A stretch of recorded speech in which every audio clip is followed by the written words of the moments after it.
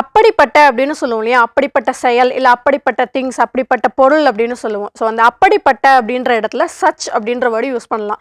Such things, such matter அப்படியெல்லாம் சொல்லலாம். திறமையற்ற அப்படின்னு சொல்லுவோம் இல்லையா? இது வந்து இன்எஃபிஷியன்ட் அப்படின்னு சொல்லணும். இப்போ திறமையான அப்படின்னு சொல்லும்போது எஃபிஷியன்ட் அப்படின்னு சொல்லுவோம் இல்லையா? இதுவே திறமை இல்ல, திறமையற்ற அப்படின்னு சொல்ற இடத்துல இன்எஃபிஷியன்ட் அப்படின்னு யூஸ் பண்ணணும். கலகம் செய்யறதுன்னு சொல்லுவோம். அத ரெபெல் அப்படின்னு சொல்லணும். அவங்க வந்தாலே ஏதாவது ஒரு ரெபெல் பண்ணிட்டே இருப்பாங்க. ஏதாவது கலகம் செஞ்சுட்டே இருப்பாங்க அப்படியெல்லாம் சொல்லுவோம். ஜோடியாக அப்படின்னு சொல்லுவோம் இல்லையா? இத பேர் அப்படின்னு சொல்லுவோம். ஸோ பேர்டா வந்தாங்க, பேரா வந்தாங்க அப்படின்லாம் நம்ம சொல்லுவோம். துடுப்புகள்னு சொல்லுவோம் இல்லையா? அப்ப மீனுக்கெல்லாம் துடுப்பு இருக்கும் இல்லையா? அந்த துடுப்பு வந்து நம்ம ஃபின் அப்படின்னு சொல்லணும். இது வந்து மீனோட துடுப்புக்கு தான் வந்து நம்ம ஃபின்னுன்னு சொல்லுவோம். இப்போ போட்டுக்கெல்லாம் துடுப்பு இருந்ததுன்னா அதை என்ன சொல்லுவோம்? அத ஓர் அப்படின்னு சொல்லுவோம்.